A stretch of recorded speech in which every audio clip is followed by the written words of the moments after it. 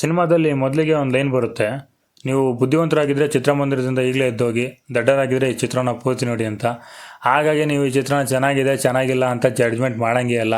ನಿಮಗೆ ಅರ್ಥ ಆಯಿತಾ ಅರ್ಥ ಆಗಿಲ್ವಾ, ಅರ್ಥ ಆಗಿದ್ರು ಎಷ್ಟು ಅರ್ಥ ಆಯಿತು ಅಷ್ಟು ಮಾತ್ರ ಹೇಳಬೇಕು. ನೀವು ಬೇರೆ ಸಿನಿಮಾಗಳಲ್ಲೆಲ್ಲ ಒಂದು ಸರ್ಟಿಫಿಕೇಟ್ ನೋಡಿರ್ತೀರ, ಎ ಸರ್ಟಿಫಿಕೇಟ್ ಇಲ್ಲಾಂದರೆ ಯು ಎ ಸರ್ಟಿಫಿಕೇಟ್ ಅಂತ. ಬಟ್ ಈ ಸಿನಿಮಾದಲ್ಲಿ ಎರಡೆರಡು ಸರ್ಟಿಫಿಕೇಟ್ ಬರುತ್ತೆ.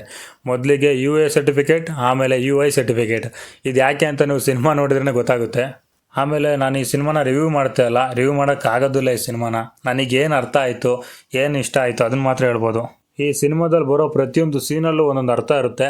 ಆ ಅರ್ಥ ಮಾಡ್ಕೊಳ್ಳೋಕ್ಕೆ ನೀವು 2-3 ಸಲ ಸಿನಿಮಾ ನೋಡಲೇಬೇಕು, ಇಲ್ಲಾಂದರೆ ಯಾವುದೇ ಕಾರಣಕ್ಕೂ ಅರ್ಥ ಆಗಲ್ಲ. ಕೆಲವರಿಗೆ ಅರ್ಥ ಆಗಿರುತ್ತೆ, ಕೆಲವ್ರಿಗೆ ಅರ್ಥ ಆಗಿರಲ್ಲ. ಅರ್ಥ ಆದವ್ರಿಗೆ ಸಿನಿಮಾ ಚೆನ್ನಾಗಿದೆ ಅನಿಸುತ್ತೆ, ಅರ್ಥ ಆಗದಿದ್ದವ್ರಿಗೆ ಸಿನಿಮಾ ಚೆನ್ನಾಗಿಲ್ಲ ಅನಿಸುತ್ತೆ. ಇವೆರಡರ ಮಧ್ಯದಲ್ಲಿ ಇರ್ತಾರಲ್ಲ, ಅವರೇ 2-3 ಸಲ ಸಿನಿಮಾ ನೋಡಬೇಕು. ಇನ್ನು ಉಪೇಂದ್ರ ಅವರು ಸತ್ಯ ಅನ್ನೋ ಕ್ಯಾರೆಕ್ಟರ್ ಮಾಡಿದ್ದಾರೆ. ಇನ್ನು ನೀವು ಕೇಳ್ಬೋದು ಟೀಸರಲ್ಲಿ ಕುದುರೆ ಮೇಲೆ ಬರೋ ಕಲ್ಕಿ ಕ್ಯಾರೆಕ್ಟರ್ ಯಾವುದು ಅಂತ. ಅದನ್ನೆಲ್ಲ ಹೇಳಿದರೆ ಸ್ಪಾಯ್ಲರ್ ಆಗ್ಬೋದು, ಬಟ್ ಅದನ್ನು ನೀವು ಥಿಯೇಟ್ರಲ್ಲಿ ಹೋಗಿ ನೋಡಬೇಕು. ಉಪೇಂದ್ರ ಅವರು ಲಾಸ್ಟ್ ಡೈರೆಕ್ಷನ್ ಮಾಡಿರೋ ಮೂವಿ ಉಪ್ಪಿಟ್ಟು. ಆ ಸಿನಿಮಾ ಮಾಡಿ 9 ವರ್ಷ ಗ್ಯಾಪ್ ಆಗಿತ್ತು. ಈಗ ಮತ್ತೆ ಅವ್ರು ಡೈರೆಕ್ಷನ್ ಮಾಡೋಕ್ಕೆ ಕಾರಣ ಏನು ಅನ್ನೋದು ಕೂಡ ಸಿನಿಮಾದಲ್ಲಿ ತೋರಿಸಿದ್ದಾರೆ. ಆಮೇಲೆ ಕೆಲವ್ರಿಗೆ ಡೌಟ್ ಇತ್ತು, ಈ ಟ್ರೋಲ್ ಸಾಂಗು ಬರೀ ಪ್ರಮೋಷನ್ಗೆ ಅಷ್ಟೇ ಮಾಡಿದೆ ಅಥವಾ ಸಿನಿಮಾದಲ್ಲೂ ಇರುತ್ತೋ ಇಲ್ವೋ ಅಂತ. ಸಿನಿಮಾದಲ್ಲಿ ಸಾಂಗ್ ಇದೆ, ಬಟ್ ಸಿನಿಮಾದಲ್ಲಿ ಆ ಸಾಂಗ್ ಅಷ್ಟೊಂದೇನು ವರ್ಕ್ ಆಯಿತು ಅಂತ ನನಗೆ ಅನಿಸ್ಲಿಲ್ಲ. ಇದೊಂದು ಪಕ್ಕ ಉಪೇಂದ್ರ ಅವ್ರ ಸಿನಿಮಾ. ಮುಂಚೆ ಮಾಡಿರೋ ಸಿನಿಮಾಗಳ ಥರ ಇಲ್ಲದೆ ಇರ್ಬೋದು, ಆದರೂ ಕೂಡ ಈ ಥರ ಯೋಚನೆ ಮಾಡೋದಿದೆಯಲ್ಲ, ಅದು ನಮ್ಮ ಕೈಲೆಲ್ಲ ಯೋಚನೆ ಮಾಡೋದಕ್ಕಾಗಲ್ಲ. ಸ್ಟೋರಿ ನಾರ್ಮಲ್ ಸ್ಟೋರಿನೇ, ಬಟ್ ಅದನ್ನು ತೋರಿಸಿರೋ ರೀತಿ ಇದೆಯಲ್ಲ ಅದು ಅಬ್ನಾರ್ಮಲ್ ಆಗಿತ್ತು. ಇನ್ನು ರಾಜಕೀಯದ ಬಗ್ಗೆ ಮುಖದ ಮೇಲೆ ಹೊಡೆದಂಗೆ ಹೇಳಿದ್ದಾರೆ. ಜಾತಿ ಧರ್ಮನ ಹೆಸರಲ್ಲಿ ನಮ್ಮ ಮಧ್ಯೆ ತಂದಾಗ್ತಾ ಇರೋದಿರ್ಬೋದು. ಇನ್ನು ಇಂಥ ಸಮಾಜದಲ್ಲಿ ನಾವು ಇದೀವಲ್ಲ ಅಂತ ಅನಿಸ್ಬಿಡುತ್ತೆ ಒಂದು ಟೈಮಲ್ಲಿ. ಇನ್ನು ನಾವು ಪ್ರಕೃತಿ ಮೇಲೆ ಮಾಡ್ತಿರೋಂಥ ದೌರ್ಜನ್ಯ, ಅದರಿಂದ ಮುಂದೆ ಎದುರಿಸ್ಬೇಕಾಗಿರುವಂಥ ಸಮಸ್ಯೆಗಳು ಎಲ್ಲದನ್ನೂ ಚೆನ್ನಾಗಿ ತೋರಿಸಿದ್ದಾರೆ. ಅವ್ರದ್ದೇ ಆದ ಒಂದು ಸ್ಟೈಲಲ್ಲಿ ತೋರಿಸಿದ್ದಾರೆ.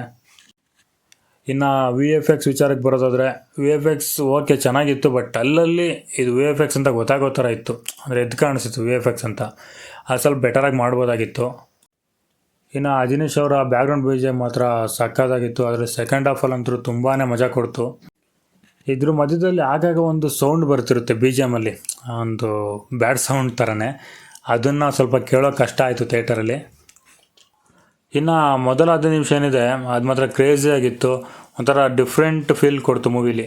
ನಾವು ಮೂವಿ ನೋಡಿ ಇನ್ನೊಂದು ಮೂವಿ ನೋಡ್ತಿದ್ದೀವಿ, ಬಟ್ ಅದು ಯು ಐ ಮೂವಿನೇ, ಬಟ್ ಆ ಮೂವಿ ಯಾವುದಂತ ನಮಗೆ ತೋರಿಸ್ತಿಲ್ಲ ಕೊನೆವರೆಗೂ.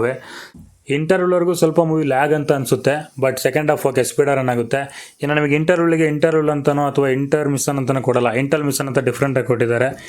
ಸೆಕೆಂಡ್ ಹಾಫಲ್ಲಿ ಮತ್ತೆ ಬರೋ ಸೀನ್ಗಳೇ ಪದೇ ಬರ್ತಾ ಇರುತ್ತೆ. ಅದು ಸ್ವಲ್ಪ ನೋಡೋದಕ್ಕೆ ಸ್ವಲ್ಪ ಕಷ್ಟ ಆಗ್ಬೋದು, ಯಾಕೆಂದರೆ ಆ ಸೀನ್ನ ಬೇಗ ಮುಗಿಸಲ್ಲ, ಸ್ವಲ್ಪ ಎಳಿತಾ ಇರ್ತಾರೆ ಸೀನ್ನ.